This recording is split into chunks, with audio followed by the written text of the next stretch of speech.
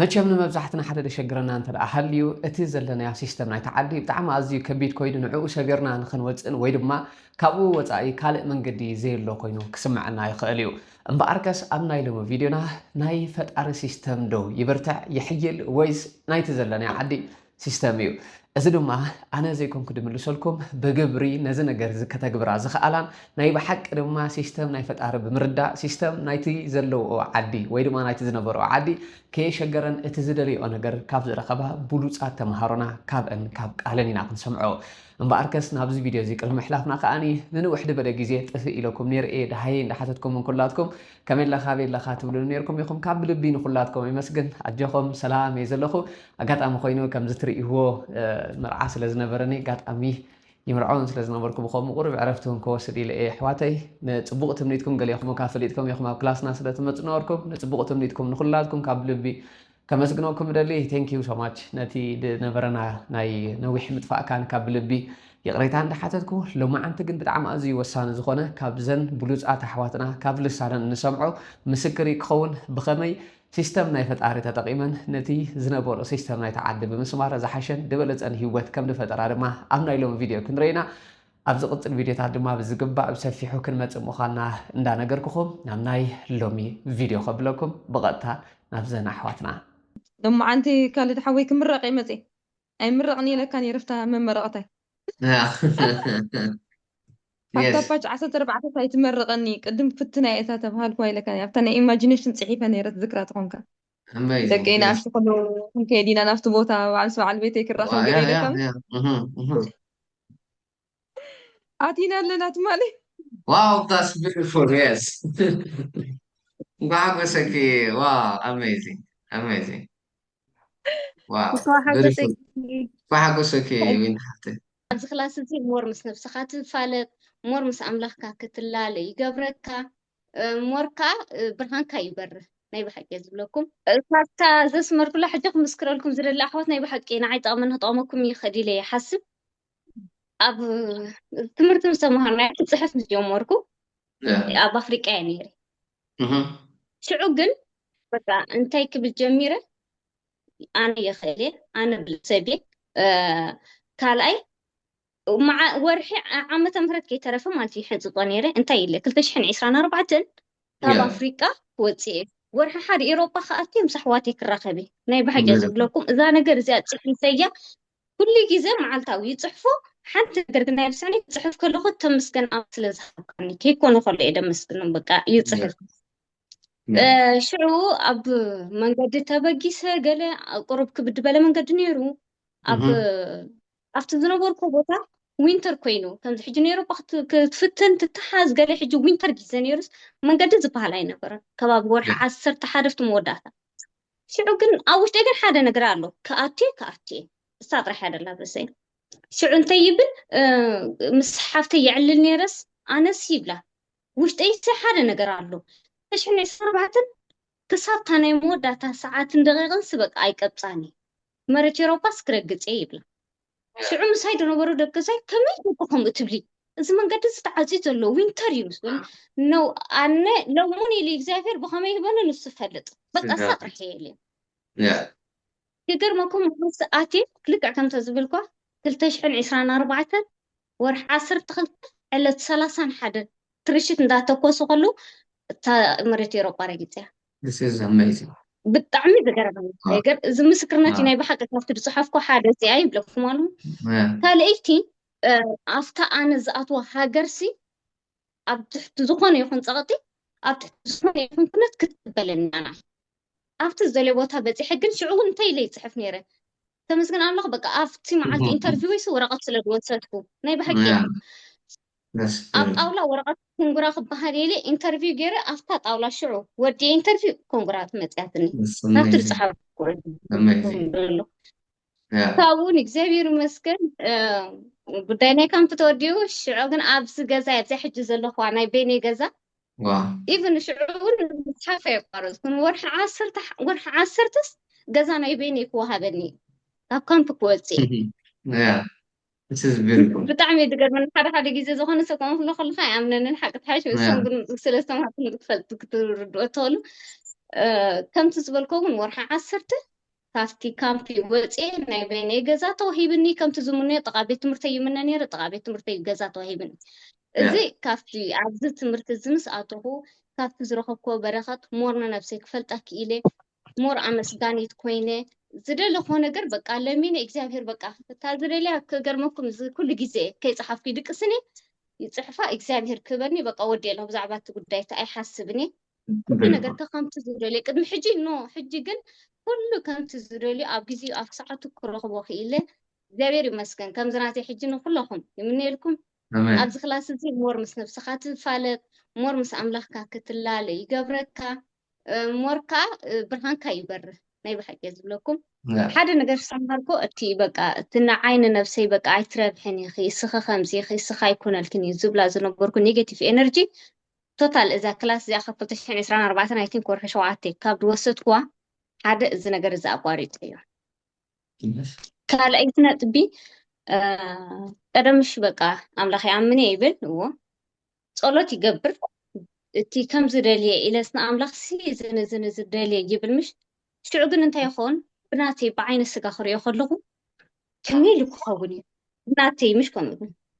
ሓደ ብዚ ክላስ ተምሃርካ ግን ካልእ ሓና ኩሉ ግዜ ዝደጋግማ እንተላ መሃብ ናተይ እዩ ምሕታት ናትኩም መሃብካ ናተይ ዝብል ፈጣሪ በቃ ነቲ ዝኽስ ሃብዎ ምሽ እዚያ ናይ ባሕቂ ከምዚ ካብ ድቃስ ደቂሱ ፀኒሑ ከተስኦ ከለካ ምስም ዲሊትስ ከምዚ በራብር ከምኡ ኮይነ ተበራቢረ ሓደ ነገር እንታይ ዓብ እምነታዊ ውሽጢ ይሕዲረ ኣነ ምልማናተይ መሃብ ናይ እግዚኣብሔር ብኸመይ ንሱ ይፈልጥ በቃ እዛ ነገር እዚኣ 4 ገይርላ ከምኡ ጀመርኩ ብዙሕ ነገር ኣብ ሂወተይ ለውጢ ርኤ ግዜ ሒዘኩም ከውኔ ኣይተሓዝልኝ በቃ ሲያክብለኩም ደሊ ተማሃሩ ዝኽላስ ብዙሕ በረኸት ኣሎ ፀለልኩም ስለሰማዕኩም ኒ ቴንኪዩ ዌልካም ማኮ ሓብተይ ብጣዕሚ ኣዝዩ ደስ ዝብል ነገር እዩ እንኳዕ ሓጎሰኪ ኮንግራ እንኳዕ ናብ ከምዚ ዓይነት ስኽትደልየ ትበህግዮ ሂወትካ እንኳዕ ፈጣሪ ናብኡ መርሐኪ ዲስ ኢዝ ኣሜዚንግ ብጣዕሚ ፓወርፉል ዝኾነ ነገር እዩ ክነጊርክና ክብረት ሃበልና ማኮ ሓፍተይ እንደገና ንኩሎም ከም ትንበልክ ኢኻ ያ ማለት መንገዲ ናይ ሂወት እንተ ክንርድኦ ክኢልና ዳስዋይ ቁርብ ፅዕና ኣቢለ ክነግረኩም ፀኒሐ ቁርብ እንታይ ዝበሃል ዝገበርኩላ ዳስዋይ ኢትስ ኣሜዚንግ ንነዊሕ ዓመታት ምህንር ነበርካ ነገራት እንተ ብዝግባእ መንነትካ ክትርዳእ ክኢልካ ኣብ ሓፂር እዋን ክትረኽቦ ከም ትኽእል ማኮ ሓፍተይ እውን ኣሪኣትና እንደገና ብዓብዩ ከዓኒ ኩላትና ዝኣስረና ሓደ ሲስተም ኣሎ እዩ ሲስተም ናይቲ ሃገር ክኸውን ይኽእል ሲስተም ናይዚ ዓለም ዝኾነ ንብሎ ነገር ኣሎ እዩ እቲ ዝዓበየ ኩሉ ግዜ ክላስና እውን ንብሎ ማኮ ሓፍተይ ከም ዝወስሎ ፅናሕት ግን እቲ ሲስተም ኣሎ እንዲ ናይ ዓለም ኢና ንብላ ክላስና ግን ናይ ፈጣሪ ሲስተም ካ ኣሎ ካልእ ናይ ብሓቂ ዝስራሕ ሲስተም እሱ ኣየናይ ሲስተም እዩ እንተራይ ከን ሕተት ክወሃበካ ድብል ሲስተም እዩ ዕሚትካ ይኹንካ እንትሓትት ልብካ ብሪኽካ ኢኻ ትሓትት ከምዛ ክትላ ፀናሕት ማኮ ሓፍተይ ማለት እዩ ንምንታይ እንተረኣይ ከሆነ በቃ ተሓቶ ዘለካ እቲ ልዕል ፈጣሪ ስለዝኾነ ከም ድገብረልካ ስለተኣምን ጀስት በቃ ለጢልካ ምሕዳር እዩ ዳስ ብሊቭ ዝበሃል ንሱ እዩ ዳስ እምነት ንሱ እዩ ኢትስ ኣሜዚንግ እንኳዕ ከምዚ ኢልካ ከዓ ማኮ ሓፍተይ ነቲ ዝነበረ ሲስተም ሰቢርኪ ነቲ ናይ ፈጣሪ ሲስተም ተጓዒዝካ ከምዚ ዓይነት ሂወት እንኳዕ ክንክህልዎ ክገበ ኢትስ ኣሜዚንግ ብጣዕሚ ኣዝዩ ደስ ይብለኒ ከምዚ ኣነ ክሰምዕ ከለኹ ኢትስ ኣሜዚንግ ይቐፅለልኪ መላኣዮ ኣብ ትደልዮ ትበክዮ ከዓ ፈጣሪ ምሳኹም ደኾነ ኣይጠራጠርን ኢትስ ቢዩቲፉል ፈጣሪ ብማኮ ሓፍተይ ይሕጎሱ እምበር ብተኣምር ኣይሓዝንን ሕጂ ኣይኮነን ደስ ይድብለ በቃ ኣይኮነን ቢዩቲፉል that's what we are doing እዚና ንገብረና ሕና ያ እቶም ክትምዝገቡ ትደልዩ ከዓኒ ሰንበት ክንጅምር ኢና ኣብ ሬጅስተር ግበሩ ኢኹም ሂወትኩም ትቕይሩ ኣክቹዋሊ ባዕልኩም ንስኹም ግን በቃ ሂወትኩም ክትቅይሩሉ ትኽእሉ መሳርሒታት ሂወት ብኸመይ ከም ትሰርሕ ካብ ሕልፍኩም ከመይ ትላቀቁ ነዛ ሂወት ብኸመይ ትግንዘብዋ ንሕና መን ኢና ንዝብል ግን ብዝሓፈሻ ንሕና ፅቡቅ ጌርና ንሪአኩም እቲ መንገዲ ተተኸቲልና ከዓ ኩላትና ናብ ድሓሸ ናብ ዝበለፀ መንገዲ ክንከይድና ንማኮ ሓፍተይ ዝሰርሐላ ንዓይ ዝሰርሐለይ መንገዲ ንኩላትና ግዴታ ይክስርሐልና ኣይኮነና ሓዋ ገስ ደጊመ ንማኮ ሓፍተይ ካብ ብልቢ ከመስግና ደሊ ቴንክ ዩ ሶ ማች እንኳዕካ ከምዚ ኢልኪ ምሳና ንጆይን ገበርካ ሕጂ ኢትስ ኣሜዚንግ ኣይትፈለይና ኣይተትፍእና ይኽብለክ ደሊ ከዓ ኣሜዚንግ ቢዩቲፉል የስ ዮነይ ወይንታ ሓፍተይ ወይታ ቢላላ ዌልካም ወይንታ ሓፍተይ ሶሪ ብዙሕ ተጠባቢለኪ ሬታ ደሞ ዓንቲ ካልእ ሓወይ ክምረቕ ይመፀ ኣይምረቕኒ ኢለካ ነይረፍታ መመረቕታይ ሓፍታ ባች 14 ኣይትመረቐኒ ቅድም ፍትና እታ ተባሃልኩ ኢለካ ኣብታ ናይ ኢማጂኔሽን ፅሒፈ ነይረት ዝክራ ትኾንካ amazing ደቀይና yes ኣምሽ ኩሉ ክንከይድ ኢና ናብቲ ቦታ ባዓል ሰብዓል ቤተይ ክራኸብ ገለ yeah ኢለካ yeah yeah ኣቲና ኣለና ትማሊ wow that's beautiful yes Bagusaki wow amazing amazing wow እኳ beautiful ሓጎሰይ Bagusaki وين حتى wow ከምዚ ወላ ግዝያዊት ትኹንቲ በቃ ምሽ ከምኡ ብለኩም ነይረ በቃ yeah yeah ከም ኣምስ በርካንቲ ኣይከውንን እዩ yeah ዘይከውን ነገር እዩ ብናትናስ ተሓሳስባት ኣይከውንን sure ግን yeah በቃ እታ ኢማጂኔሽን ግን ትኸውን ዳይ ትኹን ክብትና ሽዑ ኢኻ ትምርቐኒ ኢለካ ፅሒፈ እያ ሽዑ yeah ፅሒፈ እያ yeah ዝኾነ yeah ቦታ ክገለልካ ከንቢበልካ mhm በቃ እቲኣ ነገር ሽዑ ናብ ተጠውያ እሞኑሲ ደይከውን ነገር ብምንታይ እግዚኣብሔር የስተኻኽሎስ ንዕኹም ትጎድፍሉ ገለ ምሽተ ኢልካ yeah تفكر yeah በቃ ኣብ ልበይ ጥርጣረ ይገበርኩን በቃ ኣነ yeah ከምዚኣ ደልየ ኣለኹ እግዚኣብሔር ናብ ካልእ ቦታ ኣይትለኒ mhm ተናቶም ናይ ሳምር እዋና በቃ ከምዚኣ ኢለ ዝፀሓፍክዋ it's ልክዕ amazing ኩሉ ነገር ተዓሪ yeah እንኮላይ ብተዓዲ ምስኣተኹሲ በቃ ከም ጊፍት ዝገዛ ከማን ሰብ ገዲፍልና ኸይዱ it is beautiful yeah yeah ኣነ በቃ መግለፂ እየ በቃ ትኢነልክ ኣለኹ መግለፂ mhm ባጭ 14 እዚ ኣለዉ ሰላም እውን ክንገለ yeah ተሓጒስና ኢና ውዒልና ትማሊ ፀልዩ ኩሎም ውዒለ ፍሉያት amazing ኣሕዋት ፍሉያት ስድራካ ፈጢርካ ኣለና እዩ ብፍላይ ዘለካ beautiful ኣብኣ ኩላ ነገር ኣብኣ እንድሕር ተዓዊትና በቃ መፄ ኣብዚኣ ከምዚኣ ኢለ ክምስክረ የገለኒ ድብል ነረ በቃ ትማሊ ሙሉእ yeah መዓልቲ ምስኦም ተሓጒሰ ውዒለ ለይቲ ሰዓት nice ሓደ ኣትዩ ዝዓዲ ፅቡቅ